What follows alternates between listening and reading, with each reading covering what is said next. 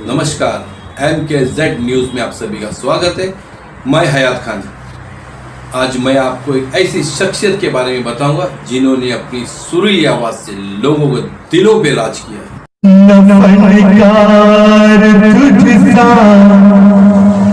तेरे बात आया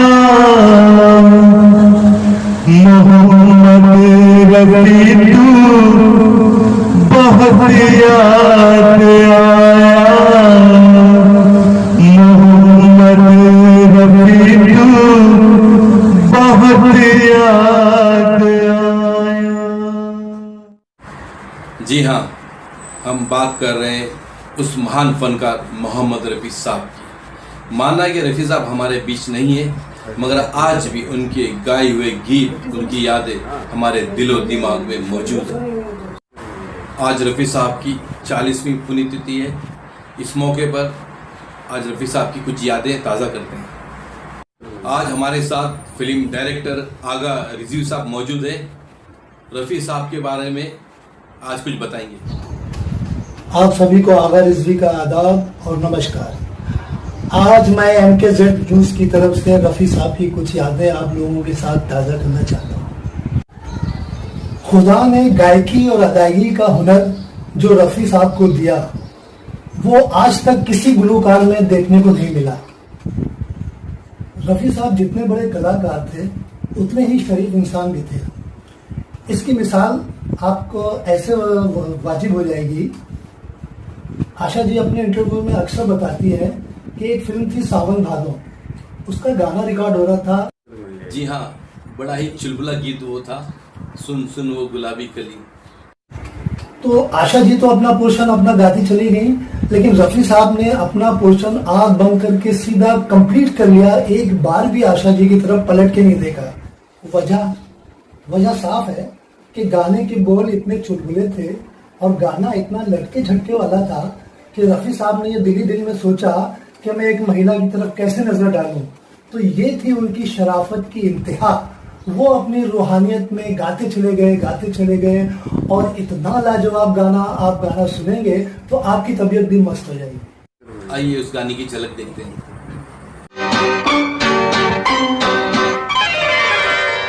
सुन सुन सुन ओ गुलाबी कली, तेरी मेरी बात अब आगे चली, दिल लेके मेरा दूर दूर जाओ ना। चाचा आया है बड़ा चला दिलदार रसिया, अच्छा आगे बढ़ा तो खबरदार रसिया। सुन सुन सुन ओ गुलाबी कली है, तेरी मेरी बात अब आगे चली, दिल लेके मेरा दूर दूर। आगा साहब, आप रफ़ी जी के इतने बड़े फैन हैं, तो आप रफ़ी साहब का कोई गीत गुनगुनाइए। चांदनी रात में यूं दिल को जला के तो न जा, चांदनी रात में यूं दिल को जला के तो न जा, मेरे सोए हुए अरमां जगा के तो न जा, चांदनी रात में यूं दिल को जला के तो न जा, मेरे सोए हुए अरमां जगा के तो न जा। चांदनी रात में जो दिल को जला के तो न जा, चांदनी रात में जो दिल को जला के तो न जा, मेरे सोए हुए अरमां जगा के तो न जा, चांदनी रात में। आगा साहब, रफ़ी साहब की कुछ खास बात बताइए। कोई गले से गाता है, कोई दिल से गाता है। रफ़ी साहब रूह की गहराइयों से गाते थे, इसीलिए उनका हर गाना सुनने वालों की आत्मा तक पहुंच जाता था, उनकी रूह तक उतर जाता था, दिल से पसंद करते थे। सामने मंजिल है और पाँव बढ़ा, सकता नहीं।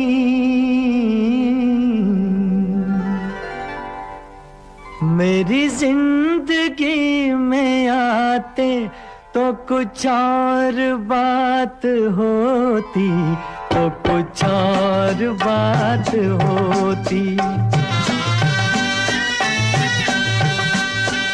मेरी जिंदगी में आते तो कुछ और बात होती, तो कुछ और बात होती। आगा साहब, आपने अपना कीमती वक्त हमारे साथ बिताए और आपने रफ़ी साहब के बारे में काफ़ी बातें बताई। बहुत अच्छा लगा, आपका बहुत बहुत शुक्रिया। अभी हम आपको हमारे दूसरे मेहमान से मिलाएंगे जिनका नाम है दीपक कुमार जी। उन्होंने रफ़ी साहब के गीत गाकर अपनी एक अलग पहचान बनाई। MKZ न्यूज़ में आपका स्वागत है दीपक जी। नमस्कार दोस्तों, मैं दीपक कुमार। मैं बहुत बहुत आभारी हूँ MKZ न्यूज़ चैनल का, जिन्होंने ये प्रसारित कर रहे हैं मोहम्मद रफ़ी साहब के 40वीं पुण्यतिथि पर, जो कि हम लोग श्रद्धांजलि अर्पित करते हैं मोहम्मद रफ़ी के लिए एक पुष्पांजलि।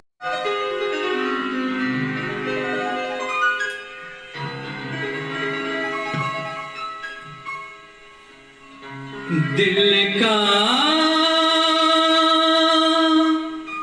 सुना सांस तराना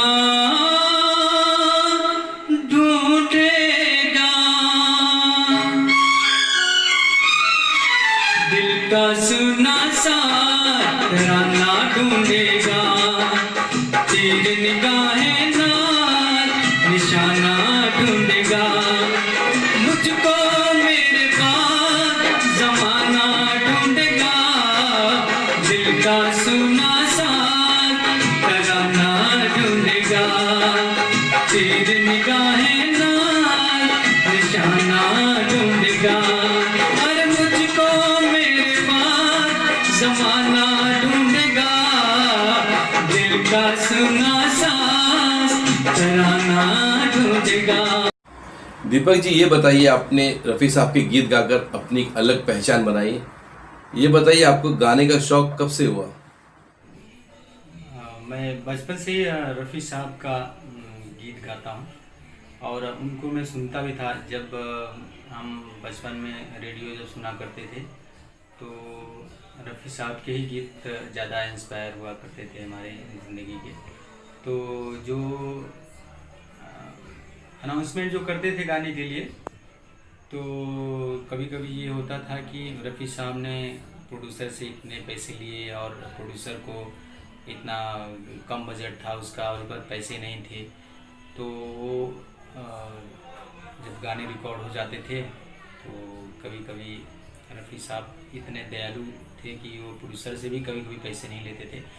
ऐसी बहुत सारी बातें हैं जो कि रफ़ी साहब को मुझे इंस्पायर करती हैं और मैं तब से बचपन से ही मैं रफ़ी साहब के गीतों को गुनगुनाना शुरू किया और उन्हीं के मैं गीत गाता हूँ।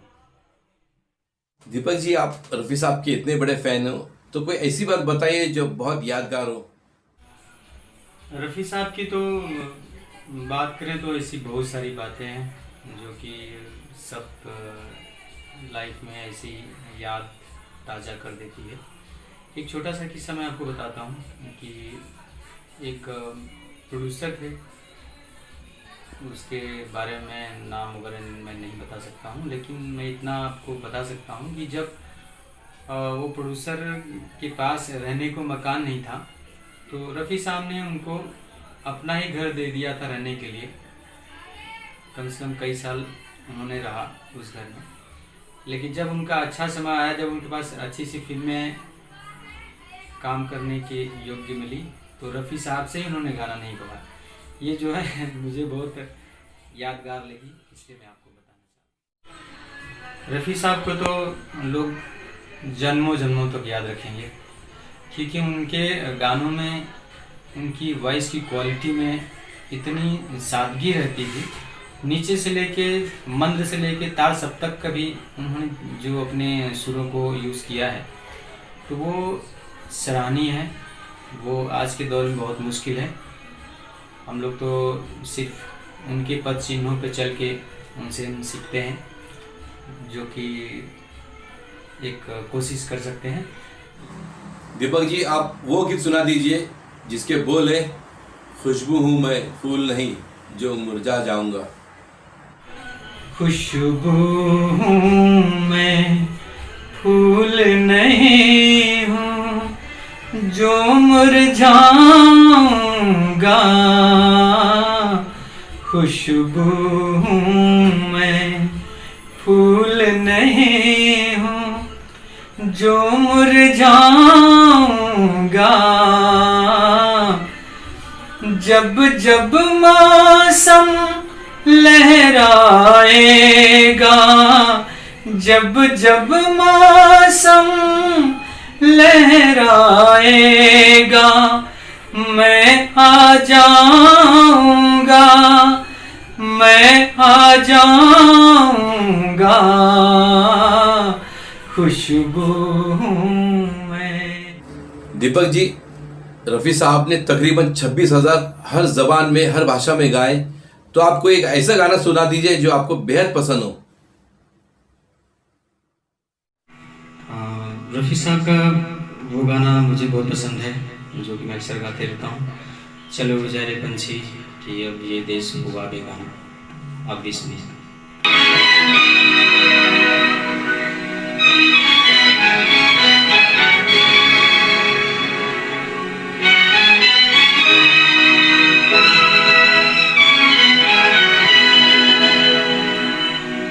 चल उड़ जा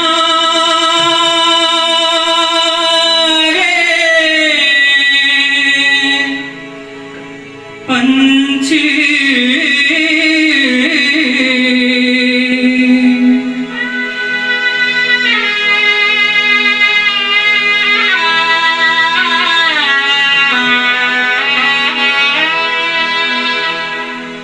चल उड़ जा रे पंछी के अब ये देश हुआ बेगाना। चल उड़ जा रे पंछी। दीपक जी, आप रफ़ी साहब का एक ऐसा गीत सुना दीजिए जो दिलों को छू जाए।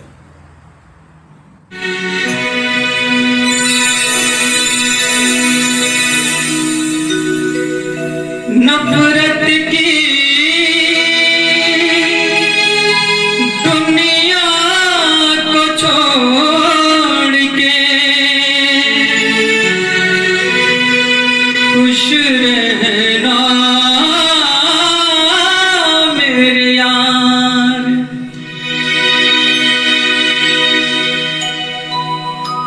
नफरत की दुनिया को छोड़ के प्यार की दुनिया में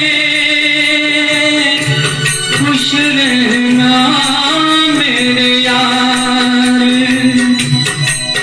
नफरत की दुनिया को छोड़ के प्यार की दुनिया में